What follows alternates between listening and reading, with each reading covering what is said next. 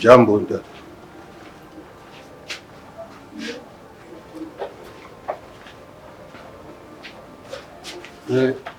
Dada. Nilikuwa napenda nishaka nikubaze nimba ufite umwanya tuganire arikindu nishaka kubi. Niba ufite umwanya tuganire? Jewe?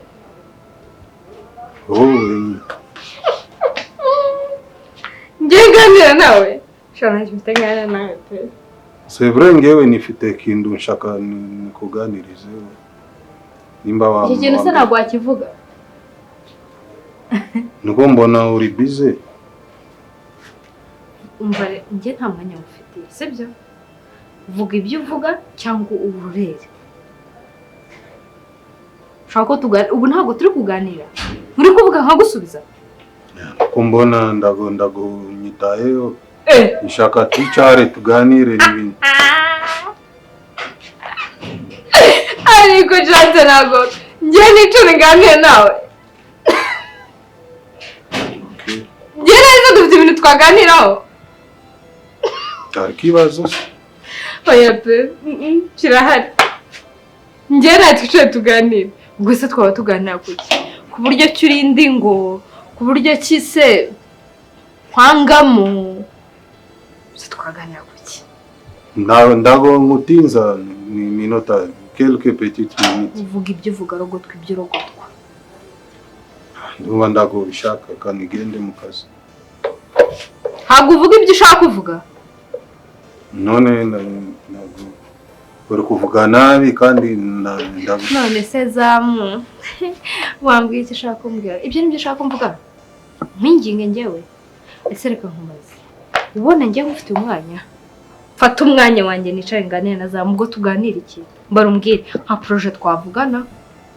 Kandi umbwire projet ya danje. Donc ndago ushobora kunkenera mu buzima bwawe. Ego. Ahubwo cyega ni wowe wonyine ushaka nk'amafaranga kandi ntayo naguha niyo waba ugiye gupfa cyangwa nyuka agiye gupfa ntabwo nayaguha. Usivuge mama wanje mukariya kanwa kawe. Nyoko. Jewe abantu nubaha nagurimo. Ntabwo nye nubaha bati. Okay, nimba wanze ko tuganira ikanigire mu kazi. Ngiye mu kazi. Akisante.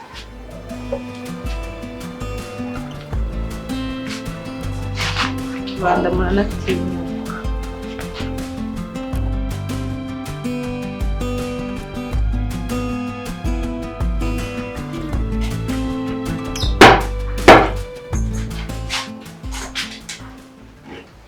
Pardon madame.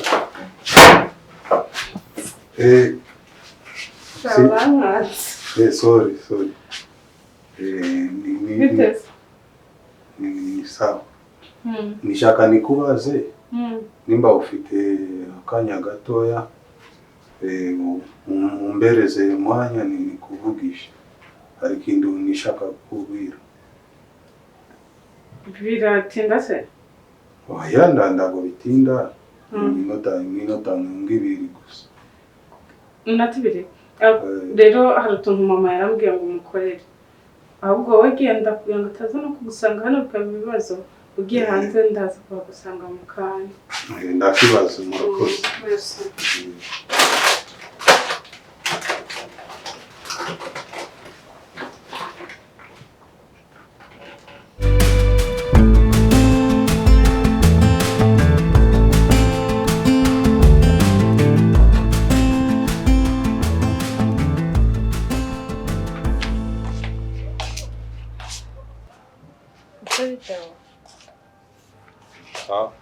Meze neza? Yego meze neza. Okay. Rero kare sinzi ikintu ushaka kumbwira narindi biza narindi kwihuta ubu wambwira none ufite umwanya nicyo ushaka kumbwira.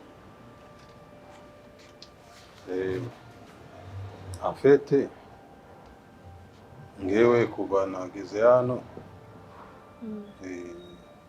nubo rimwe na rimwe ndago tuvugana neza ariko nukuri ngewe nabonye uri mukobwa mwiza yewe nasha nikubwire ndakukunda. Ndakukunda.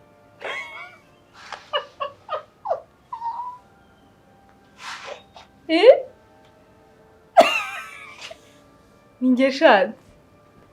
C'est la vérité, mimi nakupenda. Ni ikimara. Ikigo hari akaburo kacize mu mutwe wawe. Uvuze gute? Uvuze gute? Neze kukunda mundu ni nabisi. Ariko mana yanjye shatse nako. Wowe ZAMU. Get man. Urankunda. We ntabwo wabigutera. Wewe hano. Acha. Ntabwo wabigutera. None ni Oh my god. Wow. Ndacirize kuri urwo rwego. Uraratinyuka bivuga. Nibyo nashaka kubwira ni. None nakoze makosa. Ariko na wowe urankunda. Wowe ufite uburenganzira bwo gukunda. Ninde wakubwiye ko ufite uburenganzira bwo gukundira mu rugo rwa papa ubundi. Noneho ugakunda na chance. Ariko mana abantu badusuzugura pe. Erega wari mukobwa mwiza ni kwibazo urafite mana. Ndakuba ndi mwiza byo ndabizi ko ndi mwiza. None kubera ufite mana. Kubera fite iki? Fite iki? Umva rero nkubwire. Akuzi wibagiye amashereka y'uko. Ariko umvana muri uwo mutwe wawe kuko ntitwaba kuri level imwe ntitwakigera tuba kuri level. Amata y'umubere ya mama wawe wonse. Uri gukuna testinga? Ndi kukubaza uri gukuna testinga? Nibiri andago biri. Uri kuzana mama wange. Uko wabyibagiwe. Ariko ubwo bworyo bwibagirwa hano waje gucunga umuryango. Agwaje mu nkundo. Kindi bintu ubwo bugoryo ufite ngo urankunda. Bwibagirwe nge ntago uzajya ujya kubiganiraho na Nikora niwe muri kuri level imwe ngera ngo turi kuri level. Kandi nabwo uzabimubwira hano. Nawe ntiwamuteratara mu rugo rwa papa. Ngewe ndago ndikigogi. Ago wowe uri igiki? Ufite kibazo wewe. Uri igiki? Niba wowe uri ikigoryo kubera ko ntago numva ukuntu ZAMU mayibobo.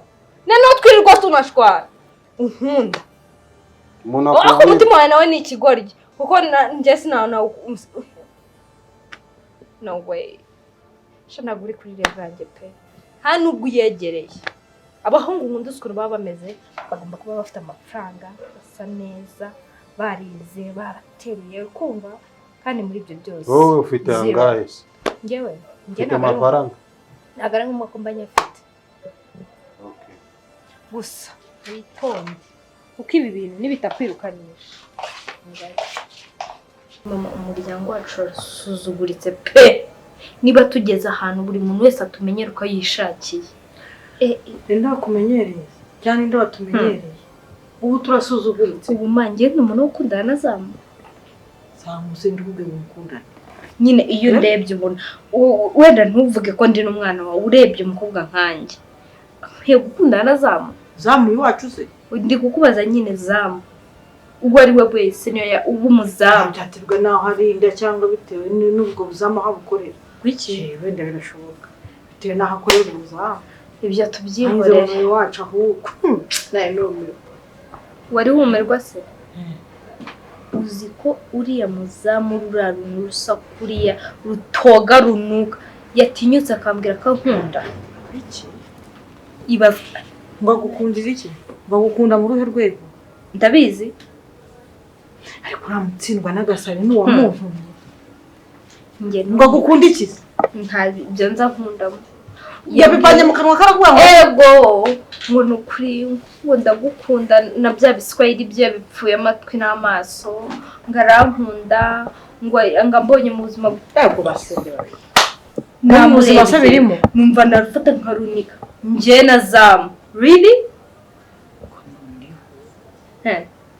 Nyamara narababwiye ngo uru rugo rwarinjiriwe umuryango ndabeshya. Kandi kuva ZAMU yazo ubundi ibintu byose nibwo byatangiye. Nibwo natangiye kujya ntocyorana na Nicole nibwo ibintu byose byatangiye. Nakora iki ko none atangiye no kungerera mu bana ngo arabakunda. Ndarabakunda. Abakunda ure rukundo sinyagukundwa n'inzi. Aseka ubundi katagiye kubibwira Nicole kari we birirwa nabacudikana. Nawe ntiyemerewe kubimubwira. Nawe ntiyemerewe kubimubwira. Niba akeneye inkundo nasezera akazi ajya gukunda. Nge numvisha ko yinjira mu bana irangegera. Ngo nta nireba ngo yisobanukirwa amenye urwego barizwamo. Nirebye ndavuga ati ariko nshobora kuba ncire n'agasuzugu. Niba ngeze ahantu mbwirwa n'umuzamu ko ankunda, niba ngeze ahantu ngewe chance mbwirwa n'umuzamu ko ankunda, mama nshobora kuba nsigaye nitonda cyane. Kuko nakamenyero uza ibi byose biba bifite aho byatangiriye. Buriya iyo utangiye kwimenyereza umuntu cyane, baca umugari mu Kinyarwanda ngo wimenyereze imbwa ikagusiga imbaraga. Manjye ntago mvana nawe. Bageze rwamuvani yo ku rugi baramutambutsa mu gikari bamucuza hano mu ntebe. Bivuga ako niko gasuzuguro kambe nuko katuye. Dore no umukobwa w'ufura y'abana wicaranye n'abantu bakagera muri mu rwego rumwe. Naho ZAMU rero yabikuye wimurenganya. Asigaye yumva turi kuri review ku buryo yakumva yabwira ibyo ashaka. Uriga yatinyutse nakupenda. Akapendwa n'iminsi akarinda bana nirwo nabyariye rero nabyariye irangegera nino nazurutse kuri biriya byanwa n'isazi. Ibaze nge nawe nge chance nawe no way never kora mugabo. Ariko ubundi reka mubwire byose byapfuye ZAMU ajya kwinjira muri uru rugo batabanje kumbaza ngo mbanze asohoke muri uru rugo. Ariko nizere ko wabyitwayemo neza utasakuje nawe. Wowe urumva nacicika cyaze nabanje ndaseka namusetse pe ngira ngo ni na brage. Ubundi umuntu nkuru uramwihorera ukamwihorera buretse uramwihorera akagira ngo nibyo. Ubundi ubutaha yabikubwira ugafata nk'ikibando ugakubita ku munwa we ashaka ugaturika. Ngerero uragashira nasetse namusetse mugira iki cyangwa ngo tuzabibwire mama tubyo nuko nkunda tubazabimbwire ako kana ubwo kuki nta mubwete azaza kunsabe ubundi umwihere. Nyine ubwo wagiye uvuga ibidahura nawe ndakuzi agenda asohoka ameze neza. Numvaga ngiye ari brage mbona arakomeje ngo nakupera. Ntabwo singegera nkaziya ngo brage bose barakina. Hakubeshye na n'ubu ndabitekerezo nkibaza moi afite ibyo agamije. Bafite bari abantu ngo bafite bagenza rubanda baratinyuka pe. Hamwe n'uwamuntumye akaba ari kunyiyoberanya. Ubu nkubwira ubu nta kintu na kimwe mbizi. ZAMU nyagutsindwa n'Imana nyakugenda bukakwiriraho we utangiye kunyinjirira mu rugo rwanjye koko. Yarugezemo ariko ibi byose ubundi byose Nicole nawe ararengana. Mugani se niba yaramuhaye byamuha yanundwa kamera cyangwa yatumye yumva ko turi kuri rev imwe nawe. Nzabimukuramo. Ibyo rero yibwira. Ibyo ari kwibwa ngo turi kuri rev imwe. Nzabimukuramo kandi neza. Ntamwinginze ngewe ntabwo nzamwinginga. Sasa ikia mbere wakoze kuniha umwanya tuganire. Umwanya wanjye se ko horo hari nta kibazo ngewe. Ariko umuntu nganje ndago wambonera umwanya buri kanya. Nishaka nikubwire ikintu ngewe nimaranye iminsi.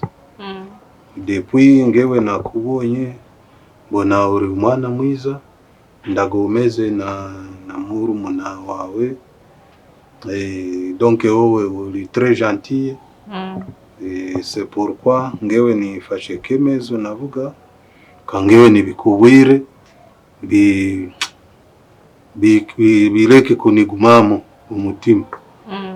Sibyo? Rero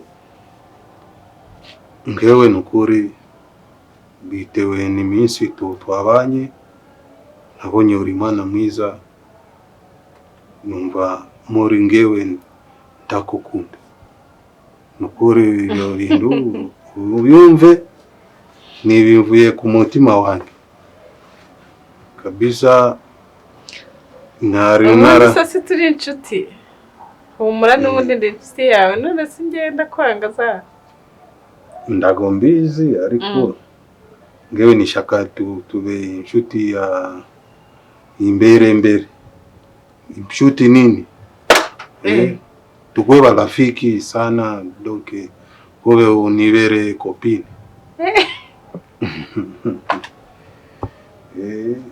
donc ngewe ndako nikubuye umba gisubizo nona urabitekerezaho ndakibazo me wumve ngewe ndakukunda urantunguye ntabwo nari nzi ko ibyo bintu wabitekereza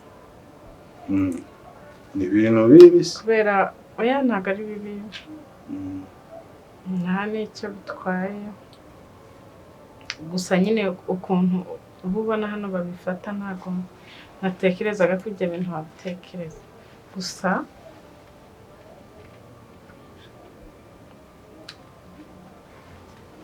zanjye mfite umuntu nkunda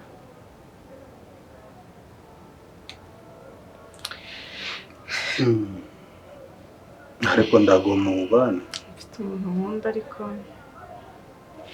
we ntabwo ndabimubwira nta nubwo abizi nta nubwo nteganya kubimubwira ariya rero gusa njyewe ndamukunda gusa nyine ntabwo nguhakaniye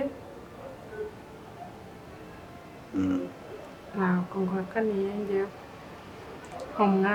umwanya mbitekerezeho nyakibazo ntibikubabaze nyine ariko nyine kubera ko mu mutima wanjye harimo undi muntu reka mbanze umpa akanya ariko bitekereze neza sinzi nimba niumbwira ndago nkunda na kazi irananira nukuri nukuri nabonye ni wewe wambera mu musheri kubera ufite umutima mwiza none sasa gukora akazi k'ubuzamu tuzabasheri gute tuzaba ufite iyihe ntego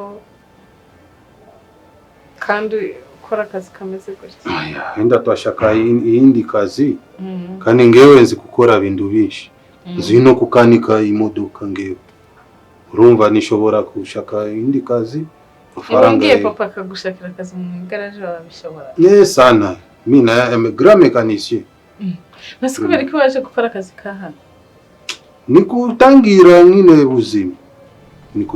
buzima urumva rero n'ibindi biragenda biza